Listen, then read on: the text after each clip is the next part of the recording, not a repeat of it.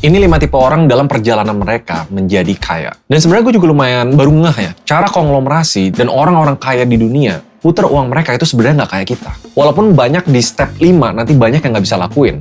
At least kalian ngerti caranya dan konsepnya. Ini bener-bener gimana cara uang, bukan cuma uang kalian, tapi uang orang lain bekerja untuk kalian. Sebelum gue bahas rahasia orang kaya, kita bahas rahasia orang miskin. Step 1, debtors.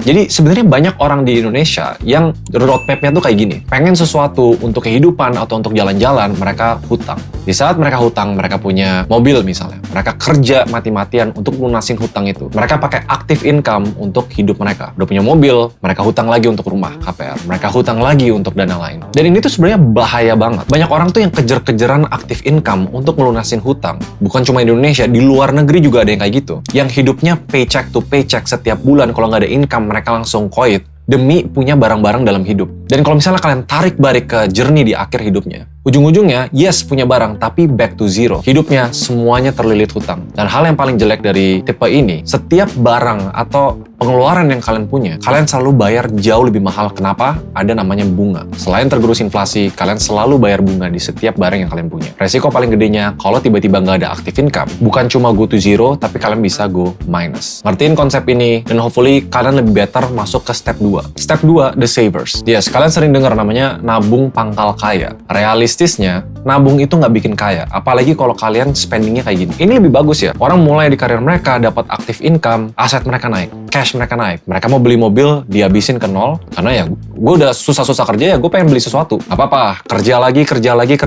Beli rumah ada cicilan dikit mungkin, beli rumah, back to zero. Dan siklusnya berulang terus. Kerja, kumpulin duit, habisin duit. Kerja, kumpulin duit, habisin duit. Yang bikin tipe 2 ini lebih better, karena kalian nggak bayar bunga. Kalian dapat barang lebih lama, spending uang lebih lama. Tapi downside risk-nya, seandainya nggak ada active income, kalian nggak bakal namanya terjerat hutang atau diketokin orang mau nagih hutang. Dapat barangnya lebih lama. 2 kategori ini, menurut gua, ini yang bikin orang terjerat kemiskinan, atau bahkan nggak bisa naik ke middle class. Nah, tipe ketiga, itu orang-orang yang menurut gua mayoritas di middle class. Mereka nabung, kerja, fokus di active income. Pas udah punya duitnya, mereka pakai, nggak semua, tapi mungkin 50% dari tabungan mereka. Untuk beli mobil, untuk beli rumah, mereka nabung.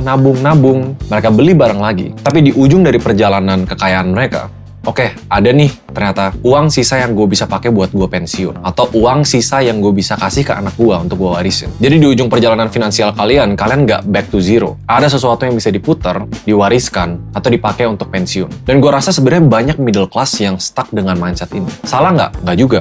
Karena ini emang first step orang untuk benar-benar maksimalin uang bekerja untuk mereka. Nabung itu financial habit yang paling foundational, yang mungkin nggak bikin kalian kaya, tapi setidaknya nggak bikin kalian miskin. Sekarang kita ngomong tentang middle upper class, yaitu tipe keempat. Kalian perjalanan nyari active income. Kalau di tipe sebelumnya, nabung, spending, lanjut nabung. Tapi di upper middle ini, kalian nabung, spending dibagi 2 sekarang. Satu emang untuk spending, satu emang untuk konsumtif, satu untuk produktif, atau namanya aset apresiatif. Ini bentuknya bisa investment, bisa beli properti, saham, surat berharga. Jadi sekarang chartnya ada 2 line. Satu yang emang tabungan kalian, satu kalian punya aset yang bakal naik terus. Kalau kalian tarik lagi financial chartnya ke belakang, karena kalian punya apresiatif aset dengan lifestyle yang sama, kalian bakal punya uang jauh lebih banyak di akhir dibanding cuma nabung doang dan spend dengan responsible. Nah, kalau pertanyaannya taruh aset kemana? Kalian harus pinter-pinter yang namanya portfolio management. Kenalin profil resiko masing-masing. Yang tadi kita bahas itu tipe keempat. Kalian punya active income, spend money responsibly, bisa menabung, tabungan bisa ditaruh ke aset apresiatif, dan mayoritas dari kalian yang nonton video ini, 90%,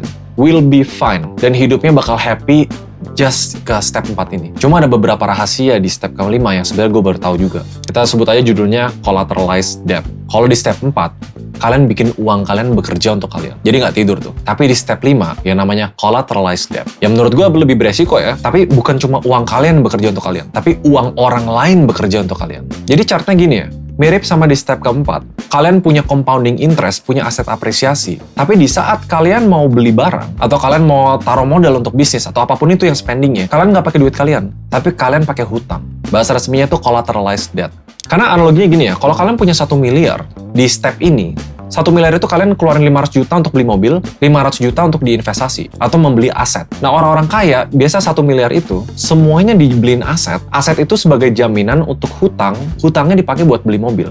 Jadi investasi kalian tuh nilainya 1 miliar, dan dia selalu apresiatif. Walaupun teknik ini sebenarnya belum banyak dipakai sama mayoritas orang di Indo, tapi ternyata ini yang dipakai banyak orang di luar negeri. Chartnya kira-kira kayak gini. Kalau di tipe keempat, orang investasi kan naiknya pelan-pelan kayak gini. Ya jelas, karena setiap ada duit, uang investasinya tuh nggak full, karena kalian mau spending money. Yang di step kelima, collateralized debt, uang investasinya tuh full untuk membeli aset yang jadi jaminan hutang untuk kalian beli mobil, misalnya gitu. Tapi memang sebenarnya banyak banget hal sama detail yang harus dibahas dari sini. Aset yang apresiatif harus ngalahin bunga dari cicilan kalian sendiri itu. Dan kalau misalnya mulai expose dengan hutang, harus bisa diprediksi active income dan gimana cara bayar balik hutangnya. Mungkin detailnya bakal di video lain, dan menurut gue nggak perlu pusingin sampai di tahap 5 ini. Tapi ini basically, kalian punya duit, kalian bisa cari duit, kalian bisa manage duit, uang kalian bekerja untuk kalian, uang orang lain bekerja untuk kalian. Ini namanya kita bener-bener maksimalin capital gain kita. Semoga kalian ngerti konsepnya. Ini sesuatu yang baru juga gue bener-bener pahamin banget, yang sebenarnya gue bakal pakai di bisnis-bisnis gue ke depannya. Contohnya, kalau gue punya bisnis, gue mau stok inventory, gue tahu inventory-nya atau barangnya bakal habis dalam 3 bulan, gue bakal pakai hutang untuk stok barang itu. Biar uang gue di rekening bank itu bisa dipakai untuk hal produktif yang lain, misalnya spend more on marketing, beli mesin untuk produksinya lebih gede. Harusnya kalian kebayang lah. So, itu rahasia orang kaya yang nggak banyak orang tahu, dan juga rahasia orang miskin yang menurut gue harus jangan sampai kalian terjerat. Jangan kejar-kejaran, living paycheck to paycheck, active income, kejar-kejaran untuk melunasin hutang, itu jangan. Jangan habisin tabungan kalian untuk semua hal konsumtif, harus selalu punya aset apresiatif. Semoga ini video gampang untuk dimengerti, karena gue nggak terlalu banyak discuss ke finance detail yang banyak bahasa-bahasa ribet, and ya, bisa buka pikiran sedikit. Kalau ada pertanyaan, komen di bawah. I'll see you guys in the next video.